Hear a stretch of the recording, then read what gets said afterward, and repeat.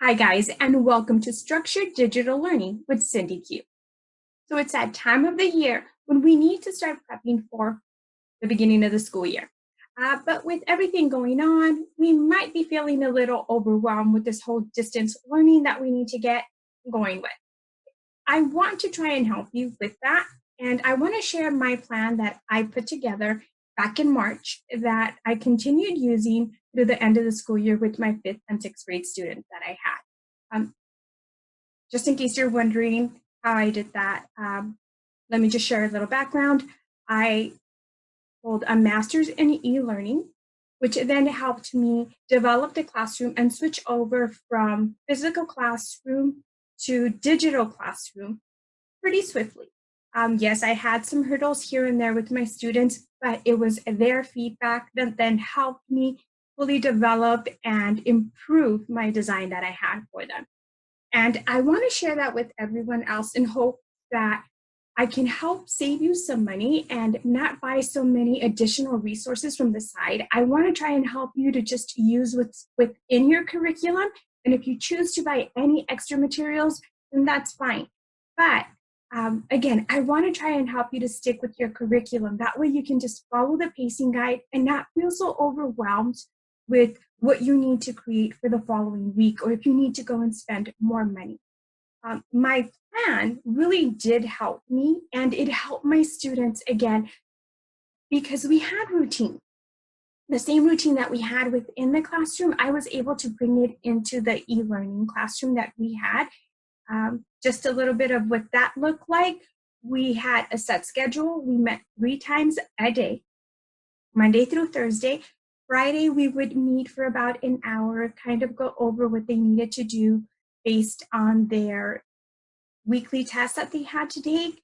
This year, I'm going to be making quite a bit of changes actually. Not a bit, but quite a bit, because I'm no longer in 5th and 6th grade.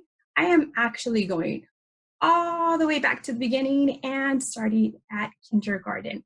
So just like many of you, I'm feeling overwhelmed, but I know I have my foundation at the moment. So I'm going to start building on that for my ELA, for my kindergarten ELA instruction and my kindergarten math instruction. You can also include theme studies, but I would hold off on that right in the beginning. You want to start gradually. That's super important right now. Don't hit your students with everything right in the beginning. Everything has to be within a gradual manner, for your sake and for their sake. Remember, they've been off for a while, and so have you.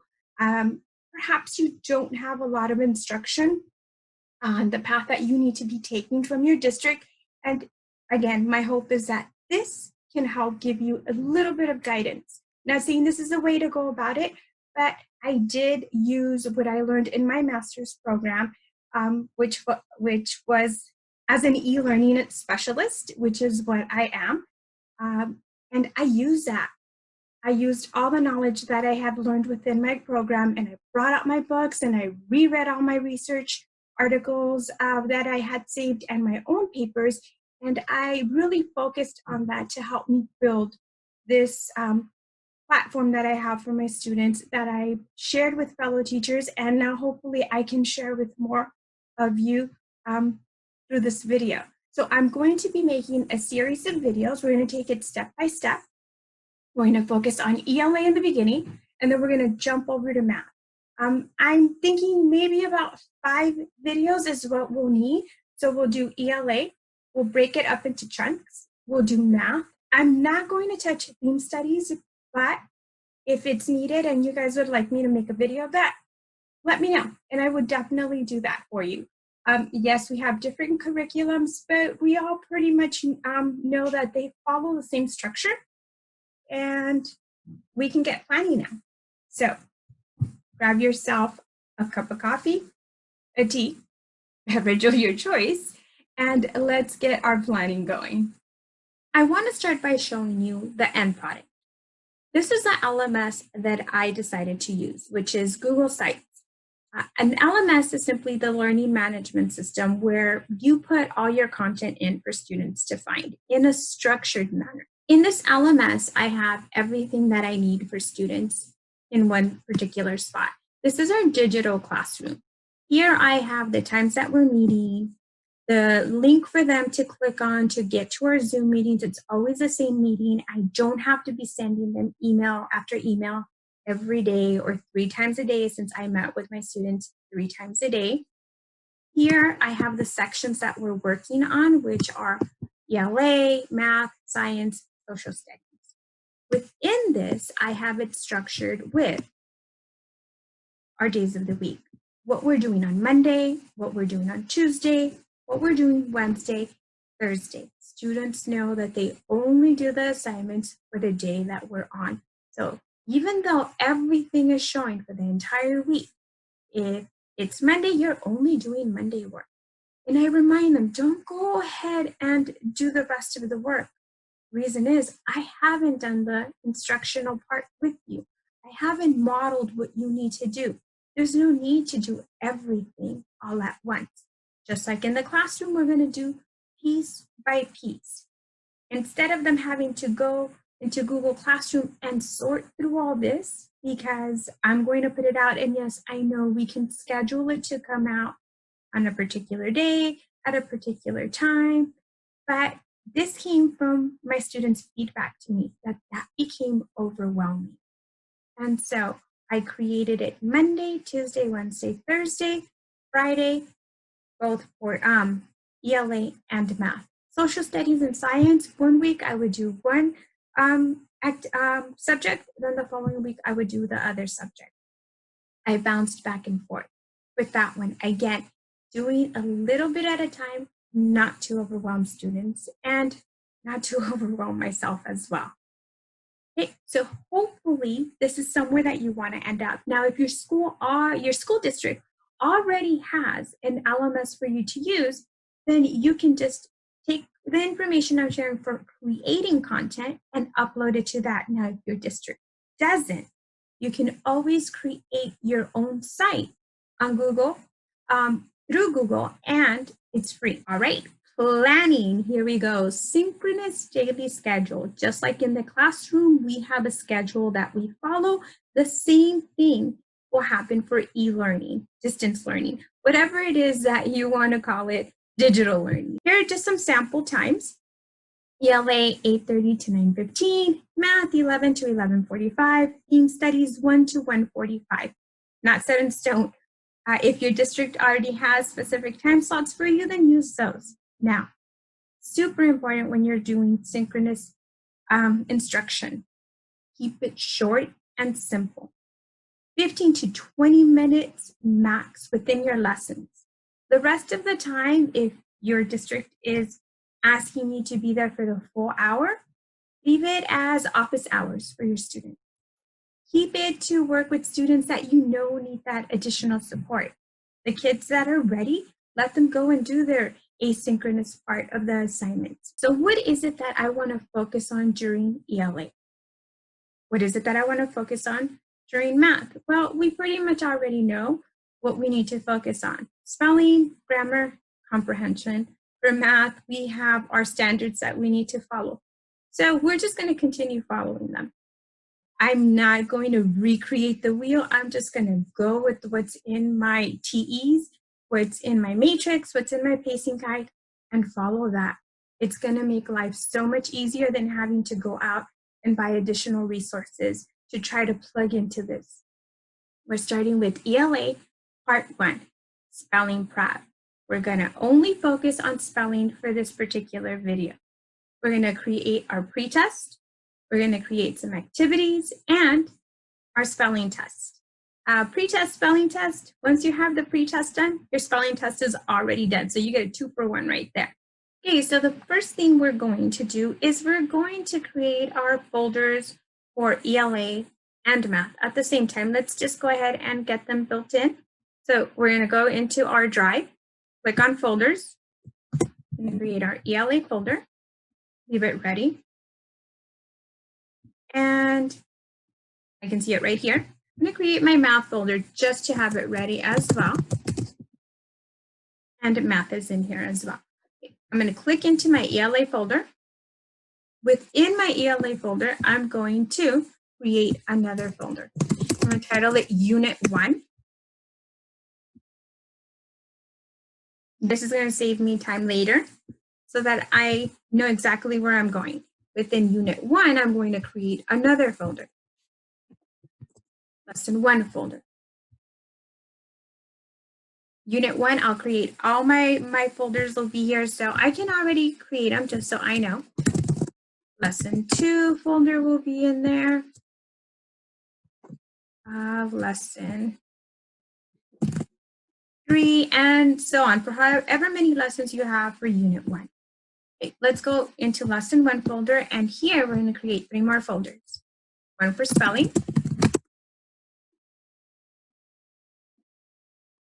one for grammar, and our last one for comprehension. Okay, I'm going to come into my spelling folder, and here is where I'm going to store all the work I create for spelling. This is my spelling test. This is just a Google form. I've created an audio for my students to click on and listen to the words, and then they simply just type it in. Because it's in a Google form, it's going to grade it for me, and students will immediately know which words they got correct and which ones they missed. So this is what the end looks like. Spelling words, I'm telling them which words. They have an audio that they can listen to. Number 4, journalism. Reporters study journalism. Just like in the classroom, I say my words 3 times. Say the word once, second time I say it in a sentence, and then for the 3rd time, I say the word again. Now, the best part about this is that if a student misses it, misses a word, didn't hear it correctly, wants to go back to it, it's on a file, so they can go back to it and re-listen to the word. I'm not having them write the whole sentence, but if you want to challenge your students a little bit more, like the older grades can do, you can do that for them, then you can start out by first doing the word, just type in the word, and gradually increase to, okay, now we're writing the entire sentence. Gradual steps, as always. Okay, so how is it that I created this? As you can see, it's a YouTube file. So you have to have your YouTube channel. Everyone can have one, just create one with your email. And then simply what I did for my background, it's a Bitmoji. I downloaded it to my computer. I put a background for it, and then I went to Screencastify and I recorded the spelling words that are within my TE. And this is where they're at. This is exactly what I read off to them. Because we were just starting, I decided to only give them 10 words. And again, gradually I was increasing more and more words. So by June, they were doing all 20 words. But again, gradual, you're starting to introduce them to it. So you can go ahead and record yourself live saying the words, or you can do a recording like myself where I have my Bitmoji and it's just the audio part for it. And then students, again, they just type in the word. I always encourage them, like I said, to write it on a piece of paper. I didn't say that before, I apologize, but I do encourage them to write it on a piece of paper first and then type it into their Google form. You get your responses right away, and so do they, which is the best part. And you can see who's taken the test and who hasn't if you click over to the response. So how do you get a form? Okay, let me show you. Let's go back to our drive. We're already in lesson 1. We're going to open this up. You see Google Docs, Google Sheets, Google Slides. We're looking for Google Forms. Open up the form. Title your form. Pretest. Okay, now, this is important. Come up to the settings and go to quizzes. Make it a quiz. If you don't do that, then it's going to go out kind of like a survey, and you don't want that. You want students to be able to click. Okay, I like to collect emails and definitely limit it to 1 response only. Only users within my district can go ahead and take the test. So students need to be logged in through their school district account. Let's see, anything else I need to change? No, presentation, done. It's a quiz. Click save. Now I can go ahead. Now my file, all I did was I came in here. I already had it recorded.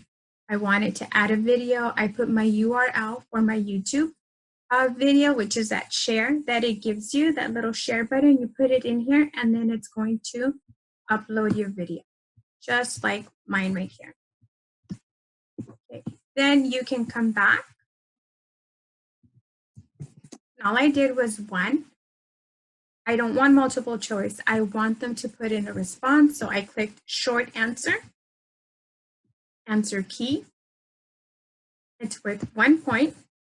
And say the word was cat. Has to be all lowercase. I can mark all of the answers incorrect. So if they spell it with a capital C, it's wrong. We know that. That's it's not the beginning of the sentence unless that's how my sentence started, but it's really not going to start that way. So that's why it's important that you really say the word, read the sentence, say the word again so that they know, is it in the beginning of the sentence capital, lowercase? But we all know this.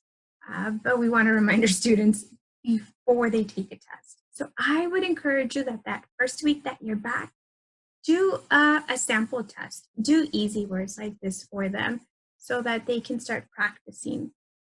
Week 1, week 2, however many weeks you get to do that introduction period with your students, take advantage and play around with this. Give them different tasks so that they can practice and so that you can become comfortable with it again. Once you're done, then you're going to leave it aside. We're going to get to adding all of our work during our last video. Okay, we're only focusing on spelling right now. Okay, so I've created my spelling test. It's in here, my pre-test. Now I need to create some activities for them. I want them to practice their words. So I'm going to come on over to Google Docs and I'm going to create an assignment. I want them to type each word 3 times. Maybe you want them to do it 5 times. That's up to you. I'm giving them instructions. I have the words for them. And this is going to be their day 1 activity. So I'm going to come back to my lesson 1 section. And I'm going to create. It's going to be a Google Doc. And I'm simply going to put day 1. I know it's spelling. I don't need to put that in there. And I know it's spelling because it's in that folder. That's the best part about it. So day 1, this is what they're doing. I'm going to come in here. I'm going to insert some tables. Let's say I want them to write it 5 times each. And I'm going to give them 10 words. So here's a word, mat.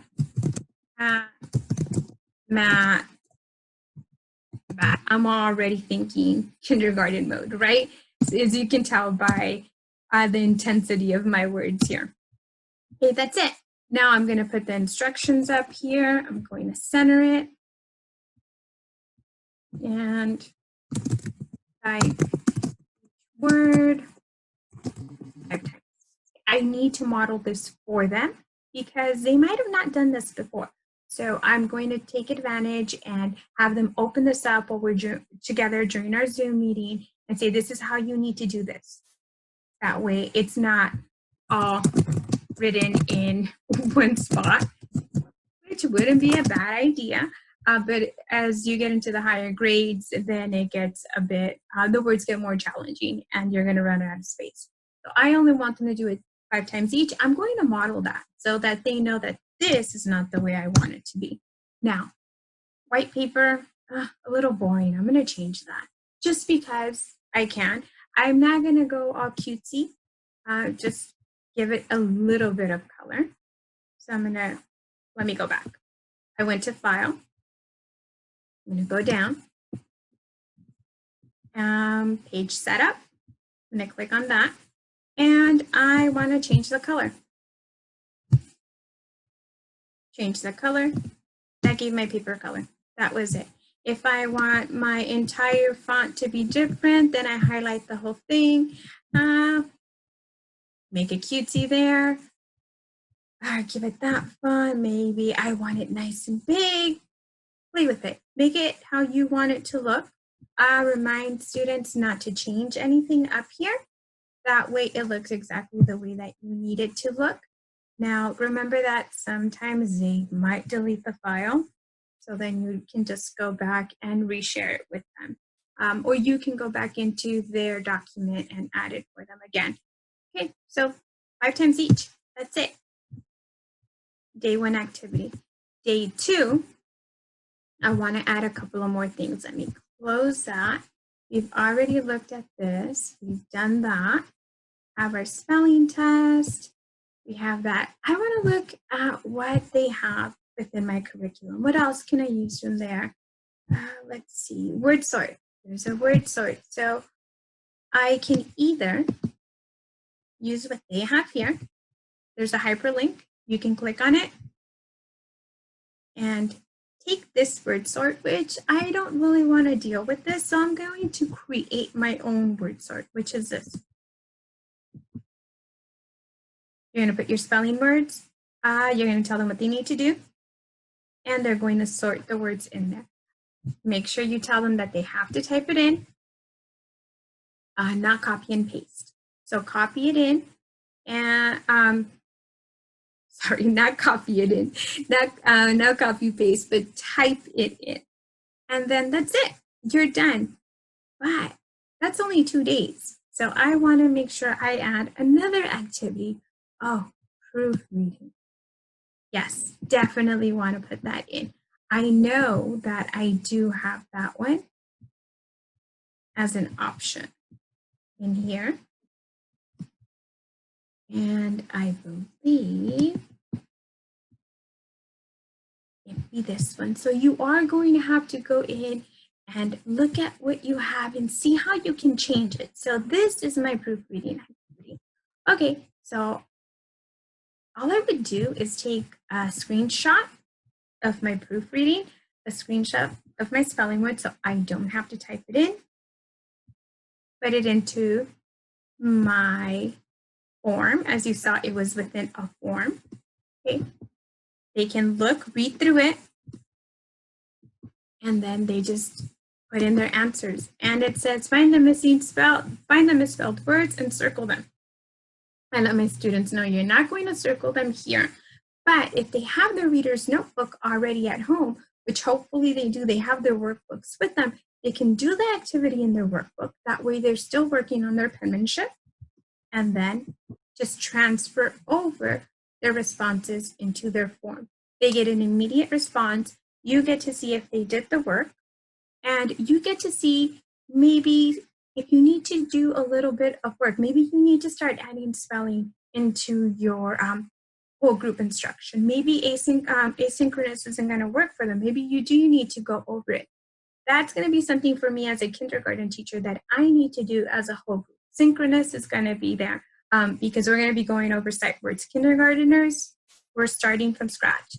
So I need to make sure that we're practicing these skills so that when they get to first grade, they're able to spell all their words, because that's the whole purpose of this, right? So that's pretty much it. We've created different assignments using our ELA curriculum. I can go in here and see what else I can use, but I don't want to use anything else. I want to keep it simple, give them enough work so that they're practicing, but not overwhelming them with what needs to get done. Okay? And remember, if you're going to assign something, you need to make sure that it's something that you're going to grade. Don't just give them an assignment to keep them busy. Give them an assignment with a purpose. I know that each spelling assignment I'm giving them is so that they can, on Friday, take that spelling test and improve the results from what they scored on Monday when I gave them the pre-test. That is the goal. So remember your goal. Why is it that you're assigning it? And what is it that you want your students to be able to do at the very end? right? So I'm assigning it to give them that opportunity to practice, because on Friday, I want them to be able to get all of their words correct. I want them to be able to spell these words. Okay. One more thing that we need to go into. So we have our assignments in here that we've created. Remember, I told you that once you've created your pretest, all you have to do is make a copy of it, and then you can assign it on Friday. So what I'm going to do is I'm going to make a copy of this file. My recording's already in there. Now I can title this one. I'm going to come in and put Friday test. Friday spelling test. It's done because I already did it on Monday. Oh, I should have spelled it in here. I have to redo it. Friday's spelling test. That's it. It's all done. We are done with spelling. So hopefully these steps will help you to start preparing your spelling. I encourage you to open up your TEs digital. You should have access to them. Hopefully you have access to them online, and look through the spelling. Go back to the video, see what you want to create. How many Google Docs? So maybe on Monday you want to have them spell their words 3 times.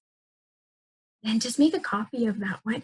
And on Tuesday, have them write their words 4 times, 5 times, whatever it is. You can either have them, oh, I did forget to share, type their words in different colors.